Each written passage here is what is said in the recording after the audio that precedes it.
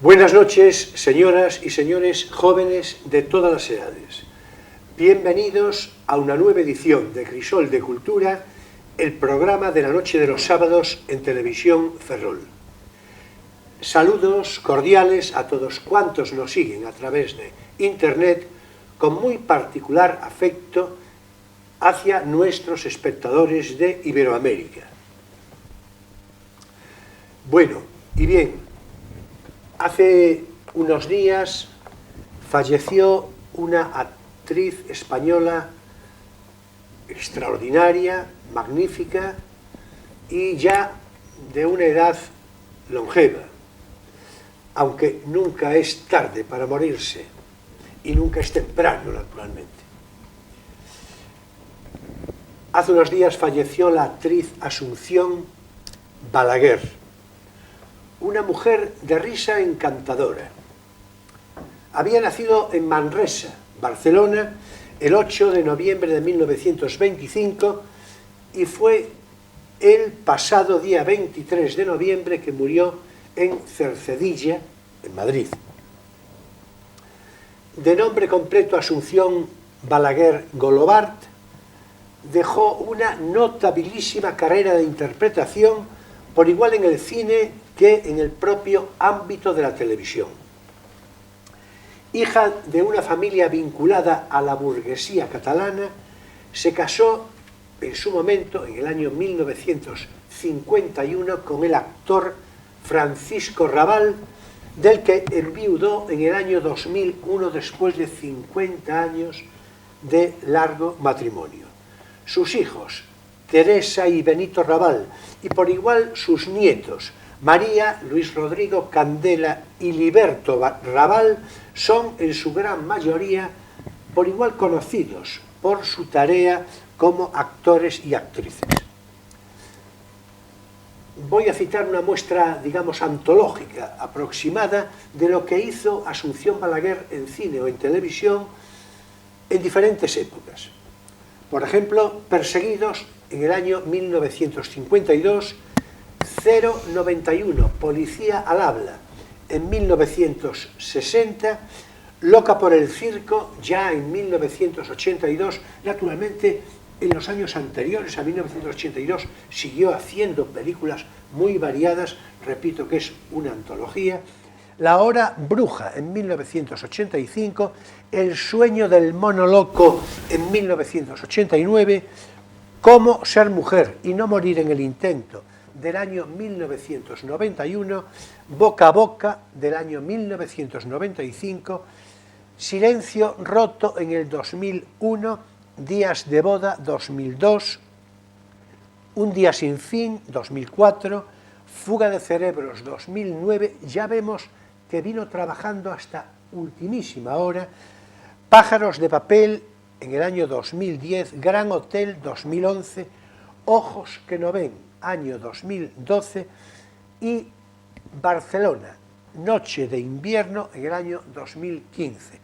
En cuanto a la televisión, a programas relacionados con la televisión, ya en el ámbito del teatro o en series variadas, pues se han de citar Diego de Acevedo en 1966, Telaraña en 1966, igualmente Cristóbal Colón en 1968, El padre de familia en 1973, Las brujas de Salem también en 1973, Teresa de Jesús 1984, Juncal en el año 1989.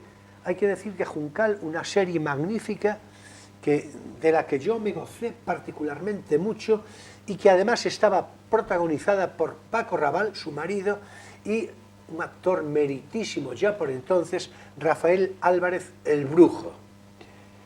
El crimen del Expreso de Andalucía, en una serie magnífica que era La huella del crimen, del año 1991, La herencia de Escabeche, en otra serie memorable, Los ladrones van a la oficina, del año 1994, La casa de los líos, en los años 1997, 98 y 99, un episodio Robin ocupa en la serie Aladina del año 2000 y Abuela fin de semana en la serie Ana y los 7 del año 2002. Por otra parte, tuvo intervenciones diversas en otras series como El comisario del 2005, Los Serrano también del 2005, Aquí no hay quien viva del 2006, Amar en tiempos revueltos del 2009 y ya mucho más recientes, Olmos y Robles en los años 2015-2016 y, atención, ya de cierre, Merlí, años 2015 a 2018, hasta el final, hasta el final. Por otra parte, su largo matrimonio con Paco Raval, pues fueron conocidos diversos lances de infidelidad por parte de su marido, para lo que tuvo Asunción Balaguer siempre una estoica y generosísima actitud de distancia y de perdón, incluso con alguna que otra manifestación pública al caso. Yo recuerdo algunas que ahora no voy a referir, pero en todo caso, una vez que se murió Paco Raval, se han de citar algunas frases literales como las que pronunció Asunción Balaguer respecto a su marido a poco de fallecer. Dijo, por ejemplo, sí, le gustaban mucho las noches y pingonear con las mujeres. Todas las mujeres de la compañía presumían de ser novias de Paco Raval. Todas se enamoraron de él. O esta otra frase en la que sintetizó diciendo: él vivió muy bien, le gustaba conocer tanto a un taxista como al más rico y le han gustado mucho las mujeres, además de que tenía mucho sex appeal. Bueno, en fin, Paco Raval, entre otras cosas, tuvo una amiga muy especial como la duquesa de Alba. En fin, que vaya nuestro homenaje a la memoria y a la actitud también generosa en todos los órdenes y amorosa de Asunción Balaguer y desde luego a su meritísima carrera como actriz de cine y televisión. Y bien, hoy nos acompaña de nuevo Mariano Durán, al que voy a saludar seguidamente, y nos va a ocupar. Tenía yo alguna duda, ya la expresé la semana pasada, entre otras cosas porque estaba pendiente de si hoy podría o no acudir José Polo para hablar de cine. Bueno, pues no, será la próxima semana, ya lo explicaré con más precisión dentro de un rato. En todo caso, hoy nos acompaña Mariano Durán y si el programa de la semana anterior nos ocupó hablar del ejército en la antigua Roma, de las legiones romanas, hoy redondearemos ese comentario en nuestro espacio intermedio de No tienes por qué saberlo, pero nuestra conversación girará en general para cerrar el ciclo sobre la magistratura en la antigua Roma, o sea, las referencias sociales, en fin, el Senado, el pueblo llano, etc. O sea, el corpus fundamental de nuestra conversación, como digo, lo va a ocupar la magistratura en la antigua Roma. Los cargos, los fundamentos y una serie de curiosidades también que vamos a desgranar que son de sumo interés. En fin, buenas noches, Mariano. Bienvenido otra semana. otra semana aquí. Así es, así es. Bueno, pues hablaremos de las magistraturas romanas, pero preferentemente en la República, es decir, donde tienen, digamos, más enjundia, más entidad y donde efectivamente se reparten los poderes del rey, de la antigua monarquía. Cierto. Muy bien. Bueno, ya nos hizo un esbozo previo de orientación de la conversación, ¿verdad? Buenas noches, Emilio. Hola, buenas noches. En fin, ya ves que pronto decidí abordar lo de la magistratura después de que lo hablamos, ¿no? Es decir, yo creo que me convencisteis pronto. Es decir, sí, yo creo que sí, que queda mucho mejor así, ejército romano y semana siguiente, como es esta, magistratura de Roma. En fin, bueno, pues vamos a abrir, si te parece, con la fecha del día. Que nos bueno, es verdad. Que nos la traerás liturgia, preparada. ya se me olvidaba. Que nos traerás preparada, supongo. Es decir, claro. Del día de San Andrés, evidentemente. Por lo tanto, 30 de noviembre. San 30 Andrés, de noviembre, así es. Que, por supuesto, es el previo al 1 de diciembre, previo a las calendas. Entonces, en este caso, la nomenclatura cambia un poco. Ya no hay el antedien, vamos a decir la víspera del 1 de diciembre, simplemente. Así es. Pridie calendas decembres, es decir, la víspera del 1 de diciembre. Y el año, como siempre, si va a ser ab urbe condita, es el 2772 desde la fundación de nuestra ciudad madre. Anno bismillesimo septingentesimo septuagésimo secundo ab urbe condita. Bueno, pues, en fin, una vez que quedamos situados en la fecha adecuada, ya podemos... Y el año adecuado. Exactamente, la fecha así en su conjunto, ¿verdad? Bueno, pues, vamos a ver, yo creo que inicia como a ti mejor te parezca, sin que yo te proponga necesariamente nada, empieza por donde quieras y en fin, y ya vamos pues, reconduciendo la cosa. Sí, si os parece, evidentemente comenzamos con que ya no hay monarquía y por lo tanto, lo dicho, la república se van a repartir todos los poderes del rey, que prácticamente eran todos. Perdona, pero no había que acabar primero con lo del ejército, ¿no? Sí, no, pero eso no, es que eso, viene, ya lo veis, que viene Emilio un poco desituado. A ver. No, eso lo vamos a abordar hoy.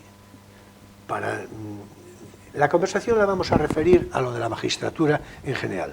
Ya. Y en el espacio intermedio, no tienes por qué saberlo, acabamos con...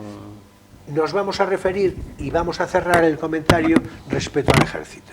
Se está preparando la legión para tomar lugar. Exactamente, los pertrechos. Los pertrechos, pues venga, todo eso. Están en el contubernio, pues...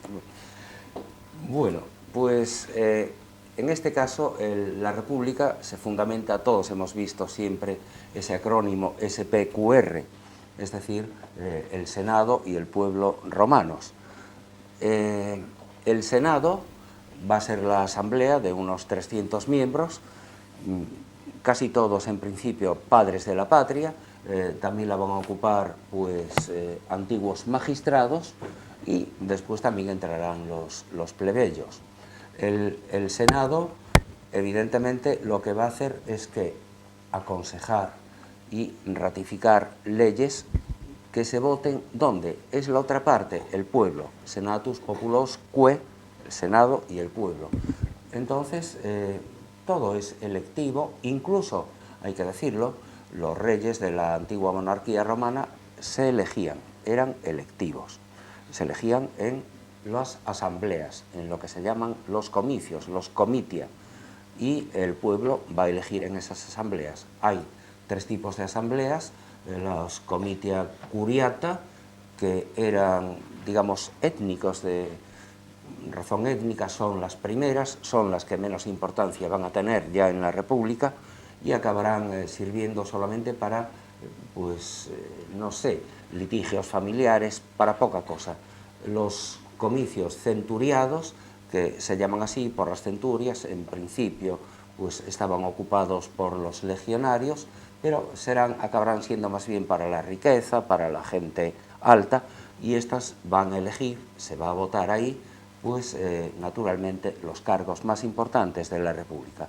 Y después están los comicios tribunados o tribales, que son por la zona de donde uno habita, más que nada serían para los plebeyos y también para decidir que los cargos menores. Hay uno de ellos muy importante que va a ser el tribuno de la plebe, también se va a elegir ahí. El tribuno de la plebe va a ser sacrosanto, es decir, mientras esté en la ciudad no se le puede tocar, incluso cuando llegue una de las magistraturas extraordinarias, que va a ser la de dictador, el tribuno de la plebe es inviolable, también para el dictador. El tribuno de la plebe es sacrosanto, evidentemente mientras esté en Roma. Si lo sacas de allí lo puedes matar quizás de la ciudad. Bueno, la figura del dictador que acaba de citar Mariano, en fin, naturalmente se corresponde... Es un cargo más. Naturalmente se corresponde con esa previsión legal que autorizaba la figura del dictador ante circunstancias excepcionales y que estaba previsto hasta un máximo de 6 meses, porque claro, en 6 meses, si se hacen las cosas debidamente, la cantidad de cosas que se pueden hacer, ¿no? Y resolver, naturalmente. Era es una que cosa además, gradual, ¿no? Un mes, 2 meses, 3 meses, hasta 6. ¿no? Hasta 6 meses, hasta un máximo de hasta 6 claro. meses te elegía un cónsul. Es más, si el cónsul fallecía o era retirado por alguna cuestión de deshonestidad o lo que fuese, el dictador tenía que retirarse, no podía, o sea, estaba elegido por un cónsul. Claro. Bueno, en cualquier caso, tú acabas de referirte hace un momento al Senado, que por ahí entraste, naturalmente, con esa referencia de composición. Es que el Senado yo lo vi en la monarquía antigua, claro. Claro. El Senado en principio era de los patres, digamos, de los fundadores de Roma, patricios y plebeyos, ¿no? Claro, justamente. Bueno, no, iba a decir, como curiosidad, que en realidad elegibles por el Senado había algunas excepciones, ¿no? ¿Elegibles para el Senado? Sí, porque lo veremos en una de las magistraturas, que es también, digamos, la más duradera. Realmente se efectúa durante año y medio, pero es por cada 5 años. Es el cargo de censor. El censor ha sido antes cónsul y vela, naturalmente, porque por las leyes morales, de ese estilo de moralidad tan famoso de la República, es decir, esa austeridad, etcétera, etcétera. No sé, recuerdo que, y estos son del siglo III a.C., cuando llegaron los embajadores de Cartago a Roma, pues los invitaron a comer y todo eso, y se reían de los platos de barro que tenían las altas autoridades romanas. O sea, no había ese lujo bárbaro oriental, y las costumbres tenían que ser muy fijas. Entonces, un senador podía ser destituido si llevaba una vida licenciosa según las normas romanas. Entonces, el censor elaboraba la lista de los senadores. Evidentemente, ¿qué hacía? Ponía que el que se ha muerto, pues hay que ponerlo por meter otro cargo aquí, otro que lo sustituya. Antiguos magistrados llegaban a senadores, podrían haber sido plebeyos también después ya, ¿eh? Y por lo tanto el senador era una figura muy prestigiada precisamente por eso, porque estaba muy vigilado. Sí, cierto, pero bueno, los actores de teatro no podían ser elegidos senadores. No, ni gladiadores, claro. Por ejemplo, claro. Eso era un poco lo que quería decir. Supongo que eran que un actor de teatro no podía ser jamás senador, no, y en principio había también otras normas. Había que tener una ciudadanía romana por lo menos de 2 generaciones, es decir, que podías haber sido un esclavo liberado y tal, pero el hijo no podía llegar a senador en principio. Desde luego eran siempre cargos más o menos de gente de fortuna, ¿eh? Ni mujeres ni extranjeros tampoco. No, las mujeres no entraban en esa cosa, no. Eso ya pasaba en Grecia. Mujeres, los extranjeros eran los peregrinos. Otro cargo que veremos, que es el pretor. Había el pretor urbano para dirimir litigios entre ciudadanos romanos, y el pretor peregrino para dirimir litigios entre romanos y digamos, extranjeros peregrinos, o entre los propios peregrinos que estuviesen en Roma. Bueno, de todos modos, esto lo digo como curiosidad, sin ánimo polémico. Y si surge polémica, pues, en fin, la abordamos, ¿no? Los hijos de libertos tuvieron acceso gradual al Senado, gradual, ya con los primeros emperadores. Lo que ocurre es que había una distinción de casta inequívoca. Sí, es porque incluso en el 212, o sea, si hablamos ya del imperio, cuando Caracalla le da la ciudadanía a todos, ¿no? Pues la verdad es que no son iguales. Claro, no por son supuesto. Iguales, pero aún aquí estamos en tiempos de la República, es decir, vamos a acabar pues, con el advenimiento de Augusto, y aún es príncipe y todo eso, y es el primero, y sigue habiendo cónsules, y lo sabrá después. Y, por cierto, desde la llegada de Augusto, que ya es el imperio, los cónsules aún siguen dando nombre a los años, que era lo que los cónsules eran los jefes del Estado, digamos, para ponerlo con una equivalencia, ¿no?, de ahora, claro. Así es. Sí. Bueno, éntrale tú algún comentario si quieres, si no yo le digo yo algo más. Yo saqué el tema de Roma, de Grecia, porque se me ocurrió el paralelismo entre la situación de los extranjeros que no tenían derechos civiles y las mujeres que tampoco tenían en Grecia y en Roma, pero en realidad la situación de las mujeres era mucho mejor la situación romana que la situación griega. Sí, ya lo dijimos aquí. Yo creo, otra vez, sí.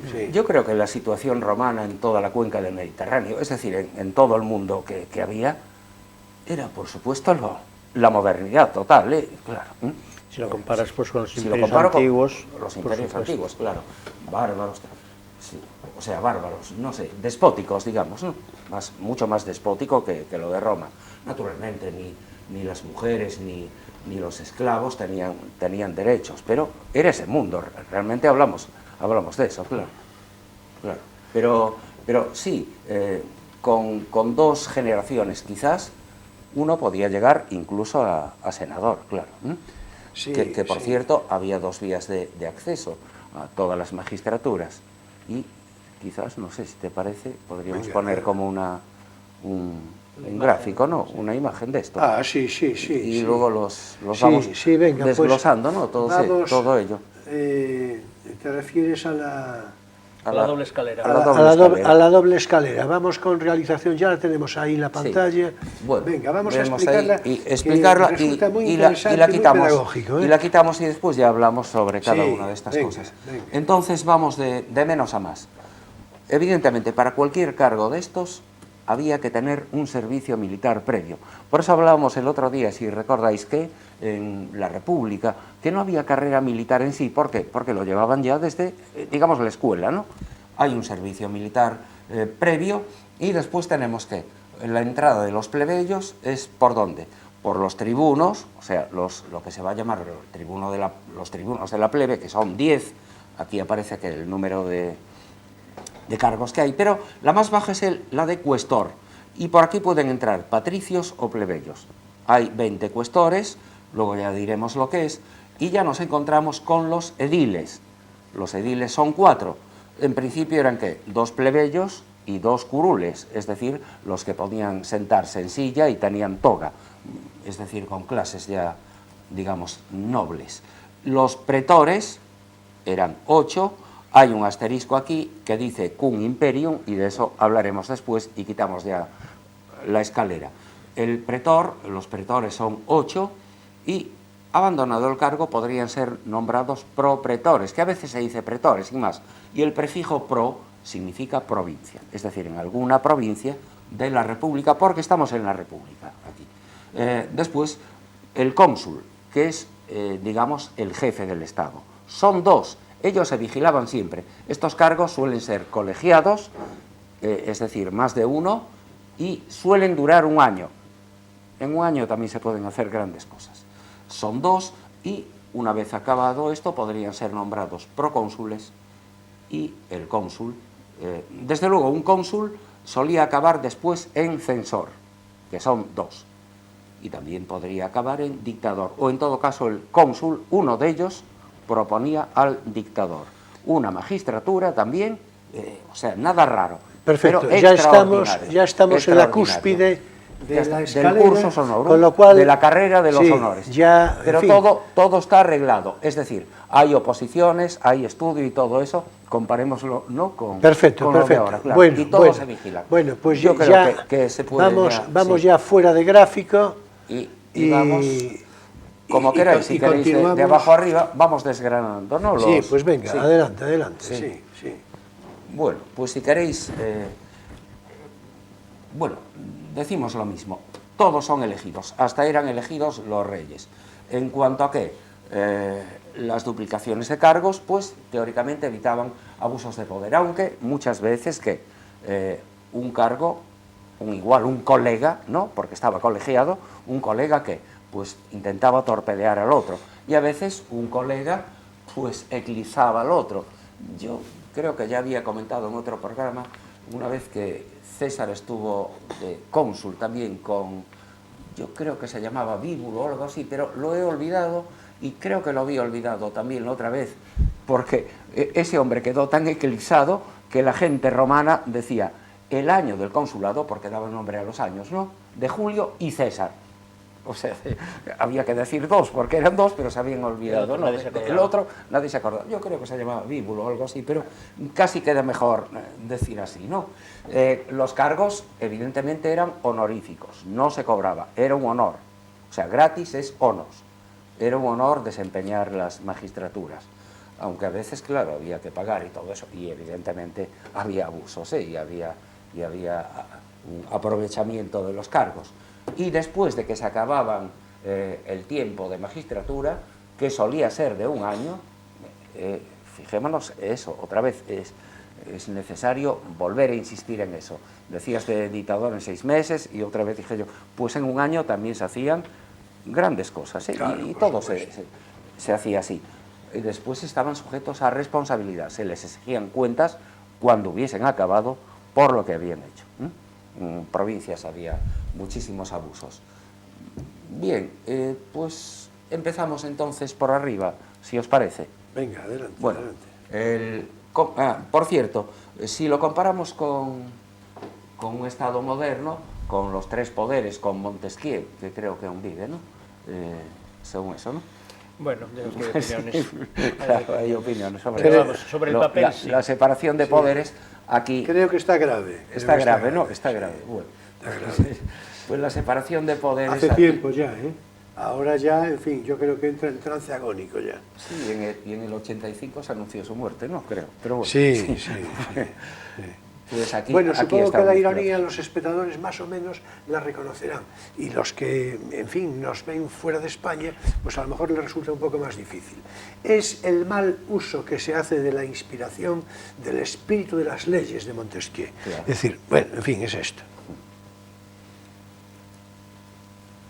Adelante, bueno, continúa, sí. Pues entonces los cónsules son 2, es el tiempo de un año, y solían ser, quizás por el medio de la República, un patricio y un plebeyo. Por eso en la escalera se veía que se podía acceder, ¿no?, por los 2 lados. Era el tiempo de un año, y solía ser que uno se ocupase del ejército y el otro se quedase en Roma. Bien, pues por supuesto es el poder máximo, es el jefe del Estado, gozan de mando civil y militar, llevan los atributos de rey. Llevaban 12 líctores. Los líctores son esos funcionarios que, no sé, recordáis que llevan las fasces, es decir, el haz de las varas, para decir que todos están unidos, y 2 cabezas de hacha, ¿no?, una a cada lado. Sí, la inspiración simbológica, por ejemplo, en la Guardia Civil. En la Guardia Civil, claro, que creo que van cruzadas, ¿no?, incluso. Sí, van cruzadas. Sí. Bueno, pues llevaban 12... En la Guardia Civil, y no solo, claro. Y no solo. Llevaban 12, y el dictador, que era un cargo extraordinario, llevaba 12 en principio, pero cuando fue dictador Sila lo puso a 24, yo creo que queriendo decir que los 2 cónsules soy yo, ¿no?, a la vez, ¿no? Claro, llevaban 12 cada uno, los 12 líctores. reclutan tropas, presiden el Senado y las asambleas, es decir, los comicios, por supuesto, los que les interesan, y evidentemente es eso, el jefe del Estado. Después llega el pretor. El pretor también es elegido en los comicios más importantes, en los comicios centuriados, como los cónsules, y el pretor, digamos, sí, también propone leyes, porque las proponen todos, pero el pretor sería quizás lo más parecido a los jueces, al Poder Judicial, pero también está mezclado, porque el pretor también propone leyes, es también un legislativo. Claro, evidentemente no había esa separación de poderes. Nos quedamos en el pretor, sí, y a partir de ahí ya continuamos sí, después. 3 o 4. Sí, claro, porque claro. ahora es tiempo para nuestro espacio divulgativo. No tienes por qué saberlo.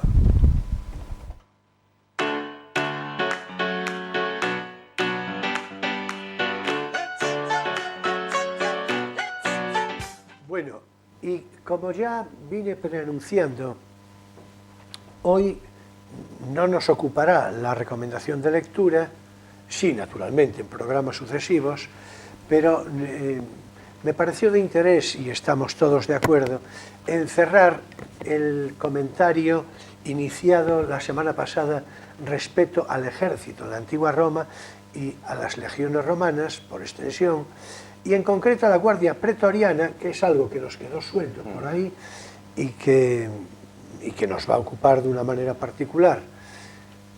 Este espacio pues lo vamos a dedicar a eso, con lo cual redondearemos el comentario sobre el ejército en la antigua Roma y, en fin, y ya continuaremos después con lo nuestro, de la magistratura.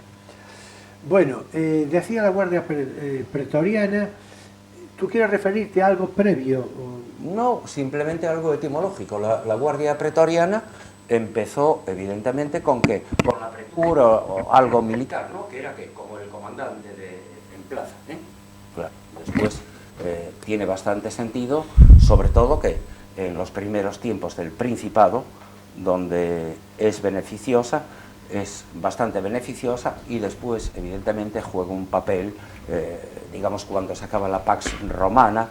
La Pax Romana, instaurada por Augusto, se puede considerar quizás terminada con Marco Aurelio. Bueno, lo que os digo muchas veces de los emperadores barbudos, ¿no? Cuando todo ya acaba, sí, cuando dejan de afeitarse, sí, y el último que se afeita es Trajano, ¿eh? Claro, emperador. Sí, es que tiene, esto hay que decirlo a los espectadores, tiene obsesión. Mariano Durán una consideración entre chusca y curiosa, figaresca, de que los emperadores romanos, cuando empiezan a dejarse la barba, empiezan también a dejar de ser emperadores romanos, ¿no? Más o menos. Pero claro, esto sería ya un debate de otras características. En todo caso, quede la curiosidad, ya que lo esboza así. Sí. Bueno, vamos a ver. Bueno. La Guardia Pretoriana era un cuerpo, naturalmente, de gran privilegio, y era, por este motivo, el más apetecido, naturalmente. En sus filas, es un poco por poner en situación, ¿verdad? En sus filas servían soldados rasos, no pocos de ellos hijos de las familias más distinguidas y de los altos funcionarios municipales, y con todos estos puestos, claro, eran al tiempo los más difíciles de obtener, porque las pruebas tenían una suma importancia. Los aspirantes eran cuidadosamente seleccionados, solo se admitía a los más altos y vigorosos, rechazando pues a todos los que, dicho así, a lo coloquial, no diesen la talla, ¿verdad? Hay que decir que la talla mínima eran 5 pies y 10 pulgadas romanas, el equivalente a 1,72, a 1,72 centímetros de lo que hoy reconocemos, ¿no? Es un gigante para esa época. Por supuesto, por supuesto. Te decía yo el otro día que Adriano había hecho una excepción en una ocasión y admitió a un aspirante al que faltaban 4 pulgadas exactamente para la talla. O sea, un recomendado. Pero Adriano ya se dejó barba, o sea que... ya vemos. Eso que era español, pero... Un emperador fallecido, pero claro, español, por supuesto. Sí, sí. Bien, hispano, vamos a decir hispano, para los puristas, ¿verdad? Bien.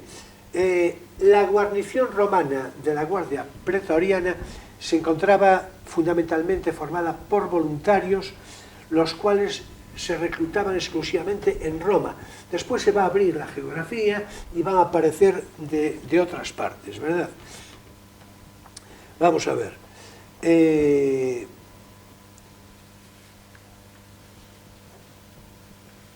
Yo creo que en lo fundamental...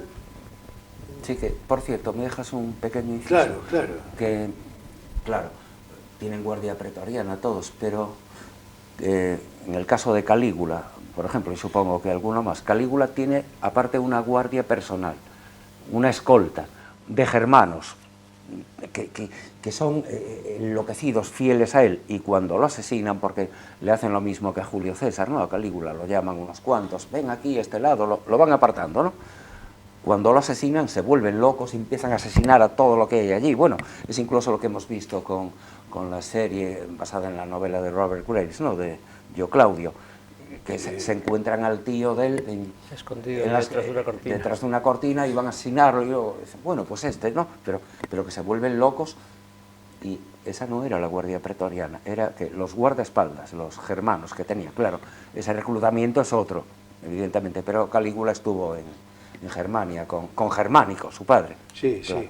Bueno, como dije hace un momento que estaba formada por soldados rasos, y así era, pero hay que decir que naturalmente hacían carrera militar y algunos de ellos, acaso bastantes, llegaban a centuriones, con lo cual, pues en fin, pasaban ya a ser una clase especial, privilegiada, tenían ya un buen pasar en su vejez, ¿no? En fin.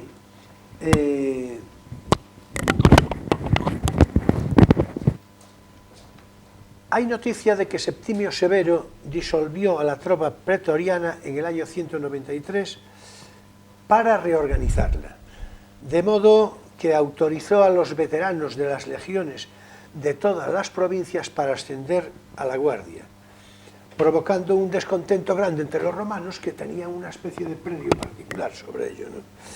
Bueno, vamos a ver. La verdad es que cuando llegaron, digamos, extranjeros, no itálicos, ¿no? A la Guardia Pretoriana, aquello resultó, tuvieron una cierta, bueno, muy marcado rechazo hacia ellos, ¿no? Sí. E incluso hay vestigios en lápidas funerarias, que es lo que quería significar antes de pasarte a ti ya él. Hay alguna lápida en la que, respecto a la persona enterrada, se dice que yo fui guardia pretoriano, fui centurión de prestigio noble y romano. Es decir, sí, sí. Es decir, que quedase claro. Claro. De hecho, tengo aquí una inscripción que la voy a leer y ya dice así, la inscripción funeraria a la que me refiero, tomada a modo de ejemplo, ¿verdad? Dice, aquí yace un hombre justo y honrado, a quien Sasina dio luz y ahora acoge a Aquileia, que mandó bien y lealmente una centuria de una cohorte pretoriana y no de una legión bárbara. Con lo cual, yo creo que queda explícitamente... Hay clases. Exactamente. Hay clases post-mortem. Bueno, muy bien, pues venga. Bueno, pues entonces, adelante con el resto. Vamos a Uña de Caballo porque, sí. Como decíamos el otro día, la legión ya queda establecida con Mario en la cohorte y ahora va a haber unos pequeños cambios y desde luego lo que va a perder es importancia. Entonces, si os parece, yo, debido a mi vicio de antiguo profesor, pues me gustaría recordar, partir desde el 1 en la legión establecida. Es decir, en cuanto al número, empezamos el soldado, 1. Contubernio, contubernio, lo único 8. que tienes que procurar ser, además de pedagógico, que ya lo eres, breve. Bien, entonces, contub, 8, centuria, 80, el manípulo eran 2 centurias, 160, y la cohorte, pues 480. Pero en en los tiempos de Nerón, la primera cohorte, como decíamos ya el otro día, se dobla. Por lo tanto, soldado contubernio, las centurias van a ser de 160 y la cohorte de 800. Y en cuanto a la caballería, otra vez, lo primero, el jinete, la decuria 10 y por 3 es una turma. Y 4 turmas, 120 soldados. En cuanto a la táctica, era la falange, el manípulo y la cohorte, recordemos, el triplex arties. Entonces, si podemos poner la figura, yo digo esto, bueno, digo más o menos cómo acabó en el dominado, sí, y ya podemos, sí, claro, acabar y con ya todo cerramos, esto. Sí. Figura Venga, 7, vamos, entonces, vamos con el gráfico de la figura 7. La figura, ¿no? 7. Sí, a ver, realización. Ahí. Ya lo tenemos, bueno, ya lo tenemos ahí. Vemos de sobra, fijaos, la primera cohorte, ya veis que es doble, ¿no? Las otras 9, ya se ve el tamaño, ¿no? Bien, entonces tenemos la figura del centurión, el signifer, que es la primera cohorte, entonces son 800, los otros 480 legionarios cada uno. Teníamos una turma de 120 jinetes y turma de 30 jinetes, vamos, 4 turmas, 120 jinetes, y después hay auxiliares, unos 2000, caballería e infantería, a los que llamamos alas. Habría 16 turmas de caballería y cada turma 32 jinetes, tracios, galos, germánicos, etc. Digamos algunos cargos. El general es el legado, el tribuno laticlavio, es decir, con la franja de la túnica ancha, un latifundio de túnica, ¿no? de franja de clavio, y estos son ¿para qué? Para los infantes. Y los tribunos angusticlavios con digamos, la franja angosta. El optio es el segundo comandante de la centuria, pero realmente es el que ayuda. El centurión es el que sabe leer y transmite las órdenes. Después tenemos el tesserarius, que era digamos, como el de guardia, el que tenía el santo y seña, etcétera, etcétera. Después el corniken, o sea, el corneta, el que transmitía las órdenes, y el aquilífero, que lo tenemos ahí delante, que era el que llevaba al águila, símbolo de la legión. Bueno, esto muy rápido. Y después, en el Bajo Imperio, lo que se llama el dominado, pues, no sé, ahí ya había las vexilaciones, es decir, los regimientos ligeros. Evidentemente la legión pierde importancia, el soldado se convierte en un técnico, en máquinas, etcétera, etcétera, y los choques ya no son frontales como antes. La figura ya se puede quitar, porque ya no vamos a poner más. Vamos a retirar la figura. Por otra parte, un despliegue que, como ya dijimos impresiona, el otro día, claro, era un despliegue que naturalmente impresiona inequívocamente, ¿no? Y si ves 3 o 4 puestas, digamos, en cuña, que era lo que enfrentaban, y una de reserva fuera, un frente de 2 kilómetros, Dios mío. Bueno, hay que cerrar esto. Bueno, pues cerramos. Eso, que adquieren importancia los vexilaciones, mandadas por un dux, supongo que de ahí viene la palabra duque, supongo no, estoy seguro, ¿no? Claro, y después el ejército, pues queda, digamos que la comitiva del emperador, donde entraría la Guardia Palatina, después en la ciudad que hay legiones de vigiles, tal, que serían los bomberos, y ¿qué más? Digamos, para la guerra, el comitatus, con las vexilaciones, las legiones, menos, y la caballería. Las vexilaciones van a ser más importantes, llevarían que esa caballería catafracta, es decir, todos forrados, el caballo y el jinete, que prefiguran ya la Edad Media, el caballero de la Edad Media. Sí, eso es claro, interesante. Sí. Eso es interesante, lo de que prefigura la figura de la Edad Media, porque claro, es cierto. Ya estamos en el rey Arturo casi, claro, estamos en el 400 y pico, claro. En fin, jinete y caballo forrados, van perfectamente. Catafracto es la palabra griega que significa forrado hasta el alma. Bueno, sí. Desde arriba. Desde arriba, sí, claro. Desde arriba y hasta las rodillas. Hasta las rodillas, sí. Hasta las rodillas y algo más. Pero ya estáis entendiendo el espíritu, lo que queremos decir. Sí, la vexila era ese estandarte, bueno, esas cosas, pero ya nos quedamos con esto. Y comitatis es la comitiva, los compañeros del emperador, contes comites, que vendría de ahí también algo, el conde, los Justo. condes, evidentemente. Claro, claro. Y yo creo que esto ya lo condenamos, ¿no?, con el Sí, conde a que sí, a desaparecer. sí. Ya. Bueno, pues en realidad ya nos queda Bueno, es esto. muy a uña de caballo, ya pero nos queda perfectamente Pero yo situado. creo que la idea ya era lo del otro día, ¿no? Claro, por supuesto. Yo creo que hasta tuvimos un sobreexceso de informativo, ¿verdad? Es decir, ahora... Ahora hay que hacer el examen. Ahora, sí, ahora ya hay que hacer el examen, hacer el sí, examen. exactamente. Ya hay que hacerlo, hay que hacerlo, ya. Sí. Nada de tipo test A y lo de tal, paso no. lista añades ahora además... Y es que además examino. estamos con esto, en el sentido de la República Romana y de las magistraturas. Todo se vigila, todo es examen. Uno se vigila al otro, ¿no? En efecto. Oposición y todo eso, oposición, pero legal todo, tan parecido ahora, ¿no? Claro. Bien, bien. O sea, el mérito, todo ello, ¿no? Claro. Bueno, tengo que decirle que pare, Mariano, porque si no, yo creo que es el entusiasmo. Ya sabéis que la etimología de la palabra entusiasmo es endiosarse. Claro, es decir, Zeus, Dios, claro. Claro, y entonces, ¿verdad? Uno se reconoce. En fin, hasta aquí nuestro espacio divulgativo. No tienes por qué saberlo.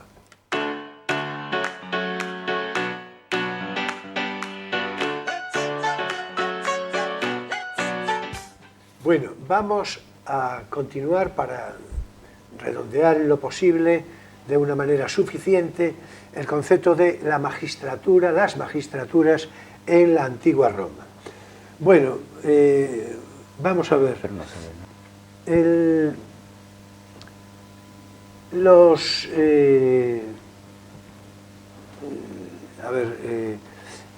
senadores que comentábamos de principio y todo esto, los estratos de la sociedad, había diferentes estados, ¿no? Claro. Es decir, bueno, vamos a ver, tú llévalo por donde quieras, yo he de hacer un comentario en lo que a mí respecta a una curiosidad sobre los togados, que me claro. parece de algún interés, y después ya, en fin, y tú inspira lo que quieras, lo que te parezca a propósito. A ver. Los togados y las sillas que ocupaban. Sí. Los curules. Sí. Claro, los togados eran los de mayor fortuna económica, antes los padres de la patria, los patricios, y los cargos que venían del Senado, incluso lo acabamos de ver en el ejército, ¿no? El tribuno Laticlavio y el tribuno Angusticlavio.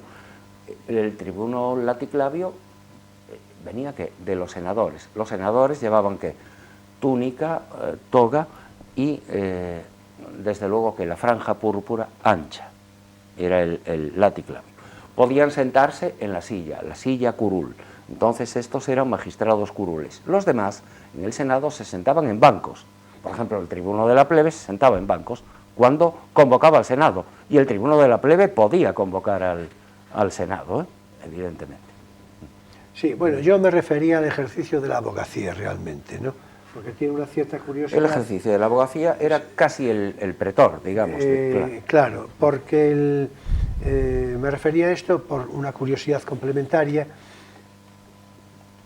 incluso al referirnos a la Guardia Pretoriana. Sí, el abogado, digamos, supremo. ¿no? Claro, vamos a ver. La abogacía en la antigua Roma era el camino más usual y más seguro para las gentes de talento, pero sin nobleza previa. Claro. Con lo cual venía a conformar el llamado tercer estado, ¿no? Sí, podemos llamarlo así, pero claro. Claro, bueno, yo digo por utilizar la terminología de Marcial, que Marcial se refería a los senadores, los caballeros, los senadores, y el tercer estado sería el tercer estado sería eso, sí. Claro, entonces, claro, vamos a ver, había una frase de uso en la sociedad romana que decía que la toga, que era lo que quería significar, sacaba a flote a la gente talentosa, naturalmente, ¿no? Todo era el mérito, pero, claro, exactamente. Pero si además tenían que venir ya saber algo militar, todo entraba en la carrera de honores, en el escalafón. Sí, lo que no iba a tener era dignidad de reconocimiento social, porque no tenía referencia de rango de nobleza. De sangre, un poco, claro, o de riqueza. Eso no lo sí, tenían, sí. pero riqueza en el sentido claro. estrictamente económico, sí, porque ganaban mucho dinero. Claro. Y entonces, claro, en fin, era el ejercicio de la abogacía, podríamos decir que era una manera honrada y decorosa de enriquecerse. Es decir, sí, más o menos. ascendiendo, ¿no?, también honorablemente. Claro. Es que llegaban hasta el Senado. El Senado estaba compuesto de esos, de padres, de antiguos magistrados y de plebeyos también, pero evidentemente subirían por ahí, claro. Sí. Bueno, hay incluso una curiosidad, ahora que dices esto, hay una curiosidad sobre los llamados, que ahí se entrelaza, se entrecruza, quiero decir, mejor, no sé si la leyenda y la verdad, ¿no? Pero los llamados vitelios, ¿no? Ah, vitelio de vitela, de la piel del carnero, claro, o de ternera, ¿no? O algo así, ¿no? Claro, lo que es en ternera, portugués, sí. la vitela, ¿no? Es decir, en portugués porque lo fue en latín antes. Por supuesto, claro, digo en el portugués de hoy, ¿no? Bueno, en todo caso, los vitelios, lo digo por aquello del acceso al Senado, ¿no?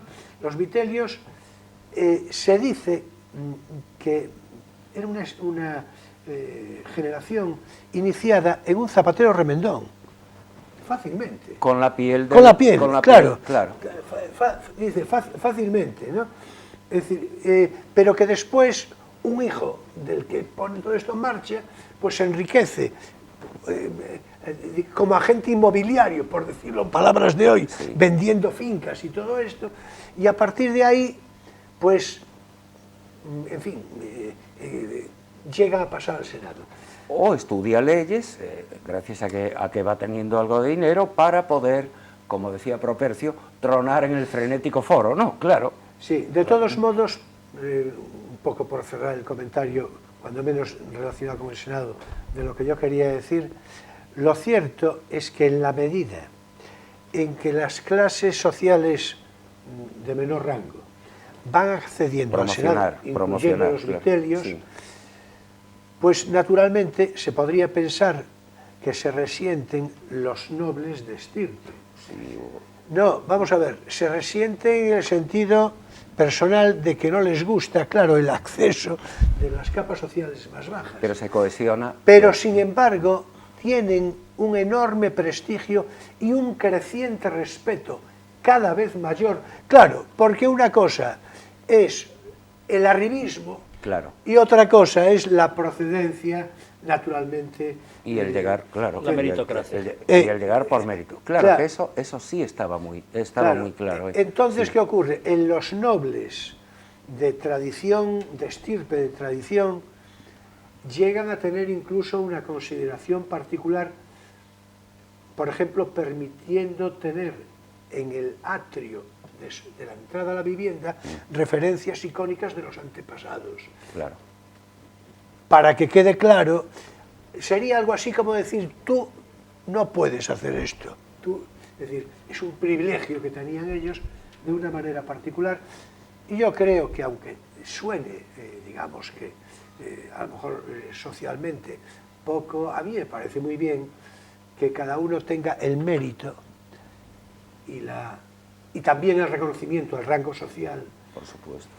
En fin, porque decía el otro día, recordaba el otro día Moncho Soto cuando estuvo aquí con lo de Cunqueiro, la frase de Cunqueiro de que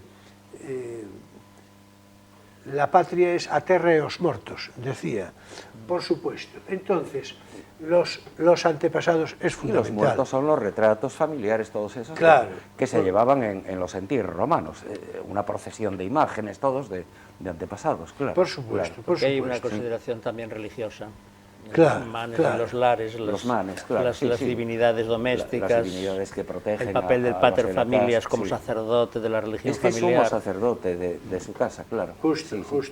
Todo eso está detrás de... Bueno, pues vamos a ver, como nos hemos echado un tiempito, ya sé que a ti en particular te podrá parecer que no, pero con lo del ejército y todo esto, pues ahora tenemos esto bastante más limitado.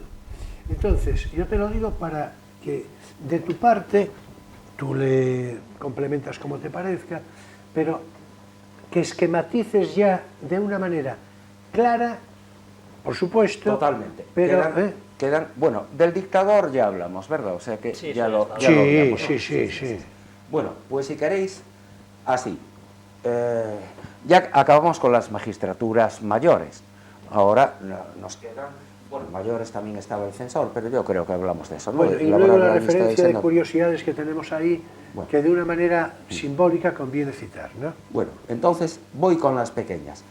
¿Que queremos investigar crímenes? El cuestor, la más baja. Investigación financiera, cuestor. Hacienda, cuestor. Custodia de templos, ediles, los concejales. Policía, ediles. Aprovisionamiento, ediles, la nona para el trigo, para la ciudad. Mercados, ediles, bueno, los concejales, todo esto. Auxilio de ciudadanos, tribuno de la plebe, sacrosanto mientras esté en Roma, no puede abandonar la ciudad a las 24 horas del día. Convocar a la plebe, a los comicios, tribuno de la plebe, y convocar al Senado, tribuno de la plebe. Proponen leyes, volvamos otra vez, cónsul, pretor y censor, es decir, ejecutivo y legislativo. Bueno, la organización, es decir, es evidente de que, en fin, salvados matices, naturalmente, pero desde el punto de vista organizativo es evidente que todo está en Roma de una manera inequívoca, sí. ¿No? Y el censor, por ejemplo, que son 5 años, pero digamos que trabaja 18 meses, yo creo que realmente no es así, el trabajo efectivo es 18 meses, pero el censor establece la lista de todas las obras públicas que se van a hacer en los 5 años siguientes. Cuando se va, deja eso, deja escrito la lista de los senadores honorables y establece que y depone, digamos, casi a senadores por deshonra, etcétera. Bueno, yo creo que... Bueno, hay que decir... Escueto puede, ahora sí, para acabar, ¿no? Sí. A modo de, digamos, de cierre, yo te voy a hacer... Algún detalle, ¿no? Sí, sí. Pero en todo caso, hay que decir que la Roma de la antigüedad, por lo que más o menos hemos visto, reverenciaba a los grandes señores de su estirpe por la tradición histórica que venía acreditada por los siglos de imperio, naturalmente. Y te iba a decir que de una manera sucinta, pero suficiente, pues nos dijeras el concepto de plebiscito, por ejemplo. Es decir, claro. Porque es una palabra muy usada hoy, por ejemplo. Antes que se votaba todo. Sí, se votaba todo. Y plebiscito significaba simplemente lo que determina la plebe. Claro, lo que pasa es que ahora tenemos que plebiscito, referéndum, y solemos confundir, ¿no?, ambas cosas. Es más, sí, casi son lo mismo. Entonces yo anduve mirando y lo que decía Maurice Duverger, ¿no?, el plebiscito se ocupa de cuestiones de soberanía, ciudadanía, poderes excepcionales. ¿Qué significa más que nada el plebiscito? Confianza en mí, en el que lo propongo, confianza en un hombre. Y en cuanto al referéndum, pues era que ratificar o no, confiar en que en una ley. Lo que dice, se ocupa de leyes o de actos administrativos, es decir, es la aprobación o rechazo de un texto. Después, no sé, quizás si quieres... con preguntas. ¿Qué? Que el referéndum funciona con preguntas. Con preguntas, claro. Mientras que el plebiscito... Plebiscito, no. Sí, tiene razón, Diverger, es la confianza en un hombre. Es la confianza en una es propuesta. para cosas muy importantes. En un proyecto político, por ejemplo, ¿no? Claro. El plebiscito... Si queréis lo de Imperium, ¿no? Sí, yo antes te preguntaba que en la tríada de conceptos políticos por excelencia de Roma, ¿no? Potestas, auctoritas e imperium, claro. La diferencia entre autoritas y los demás yo creo que está clara. Autoritas, ¿no? está muy claro, es el poder moral, ¿no? Confías, claro. Confías en la persona, tiene un prestigio, sí. Claro. Sí. Pero luego entre imperium y potestas, porque claro, uno da imperio, imperar, y el otro da tener la potestad, que en español vienen a ser casi equivalentes. Sin embargo, en Roma mantenían una diferencia entre imperio y potestas. La potestas sería esa capacidad legal, ¿no?, para hacer eso. Pero el imperium, yo si quiero te mato. O sea, es el dominio. Es la fuerza, que sería el control del ejército, básicamente. Sí, en el ejército todos tenían imperium. Y aquí las magistraturas que tenían imperium era que el pretor, el cónsul y el dictador, por supuesto. En realidad el imperium podría ser el vértice máximo de la potestas. De la potestas, claro. Claro, lo otro, digamos que sí, como ahora, no, la potestas sería algo parecido a algo legislativo. Yo digo nosotros, que esto no, pero te mata el otro, ¿no? Si decreto, sí, claro. Nosotros modernamente hemos fundido la potestas y el imperium en el poder ejecutivo. Sí, claro. Y los romanos lo tenían más separado. No tenían, porque incluso estas magistraturas tienen más de ejecutivo, pero tienen mucho de qué también, de legislativo, claro, y de judicial. El pretor, por ejemplo, ¿no? Sí. Y por ejemplo, el cuestor ayudaba al pretor, también investigaba los crímenes, claro, estaba mezclado. Bueno, si os parece, seguimos después nosotros tres, pero ya fuera de Platón, porque naturalmente por hoy se terminó. Sí, y quedaron vistas, yo creo. No sé si queréis apostillar algo más, pero tiene que ser una cosa muy, muy simbólica si queréis. Y si no queréis, pues ya, en fin, yo creo que quedó más o menos redondeado, ¿no? Sí. Yo creo que sí. Bueno, esperemos que también para todos vosotros, para todos ustedes, haya quedado suficientemente claro. En todo caso, ahora es tiempo para nuestro espacio lírico, poesía, eres tú.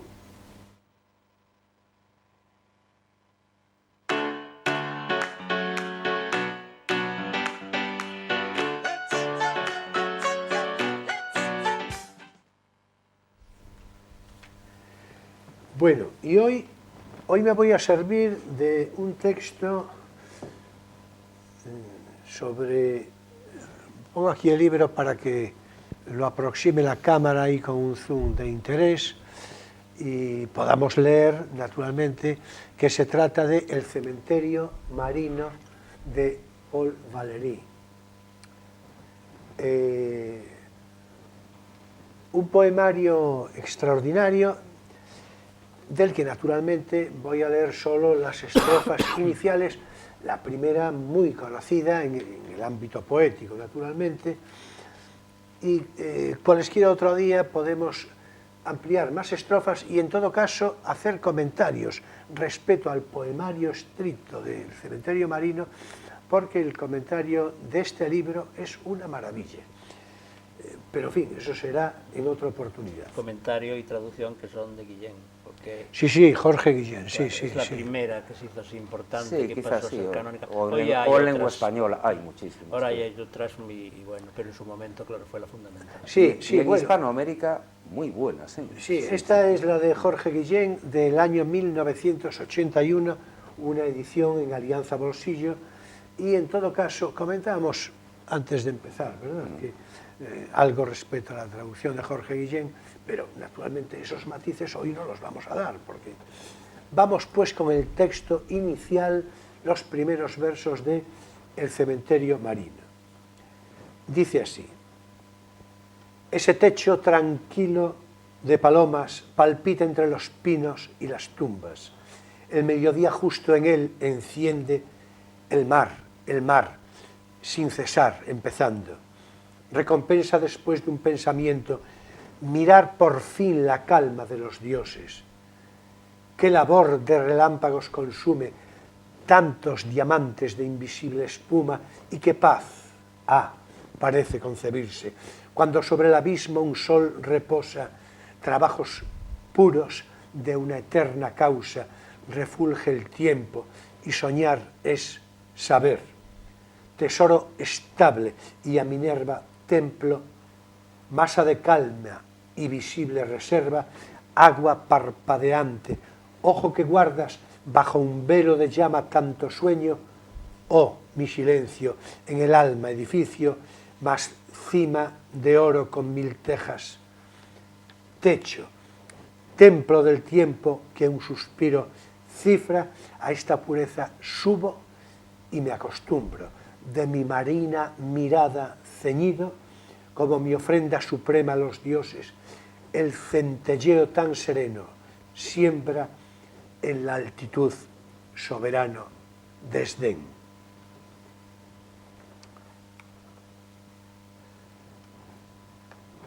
Bueno, dije que no íbamos a comentar nada, y no lo haremos, respecto a lo a lo que nos ocupó en conversación entre nosotros sobre Jorge Guillén, pero recuerdo que a un comentario que hacía Mariano le dije yo que la literalidad con la que seguramente traduce Jorge Guillén se deba al escrúpulo que por el lenguaje tenía Paul Valéry.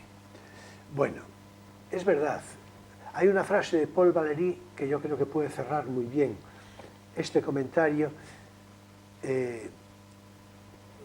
y que dice: la sintaxis es una facultad del alma. Esta frase de Paul Valéry, por otra parte, hay que decir que usa de ella nuestro, también seguramente tuyo, en todo caso, nuestro querido Paco Umbral. Sí, hombre. En la introducción a La noche que llegué al Café Gijón. Cita esto de la sintaxis es una facultad del alma, frase de Paul Valéry. Yo estoy totalmente de acuerdo con que la sintaxis es una facultad del alma. Estoy muy de acuerdo con Paul Valéry. Hasta aquí nuestro espacio lírico, poesía eres tú.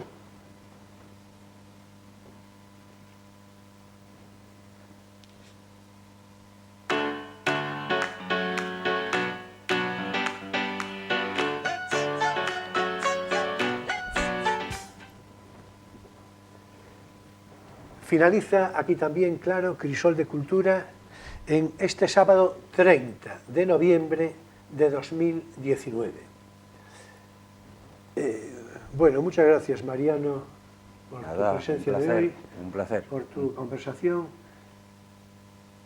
y creo que nos vas a volver a visitar. Es que esto de Crisol de Cultura, claro, es adictivo. Es adictivo, sí, es adictivo. Entonces montamos ya un contubernio, una tienda Sí, aquí ya para es, esperar la así semana. es. Sí, bueno, hay Habíamos que... explicado lo de contubernio. Sí. Bueno, hay que... Campañas, taberna Tienda. común, o tienda común. Taberna es tienda también. Claro. Sí, tienda común. Con 6 camas. 6 camas, pero para 8. Pero que habitan 8. Porque 2 estaban de guardia. 2 hay siempre de guardia. Eso fue lo que dijimos, en efecto. Bueno, vamos a ver. Es que el sábado próximo no nos va a acompañar Emilio, que se va a Lisboa, antigua y señorial. Sí, es decir, estaré cuando llegue. Es decir, exactamente. Pero la próxima semana vamos a tener un programa de esos que resultan particularmente atractivos.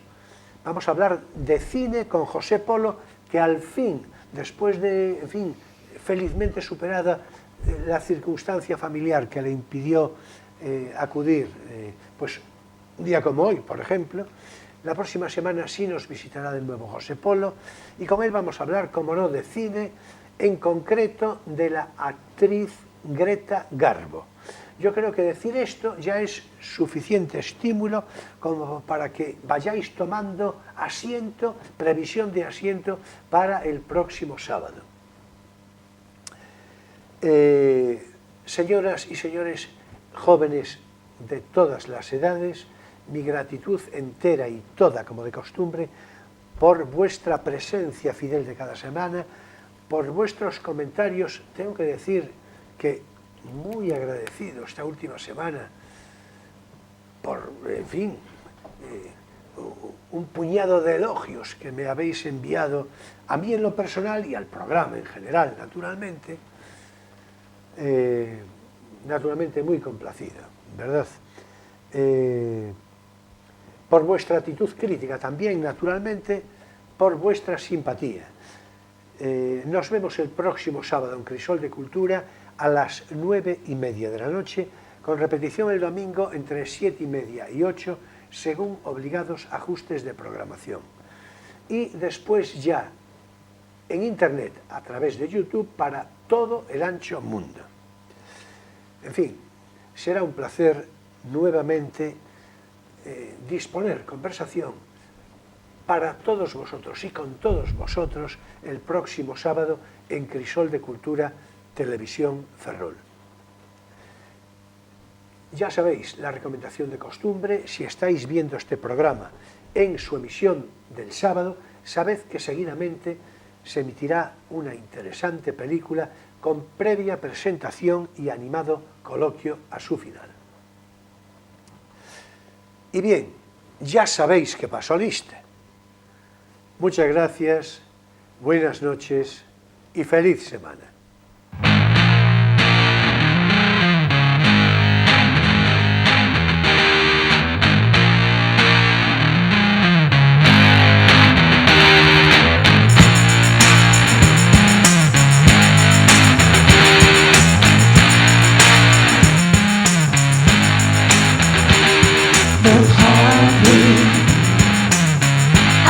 To do it all the hard way.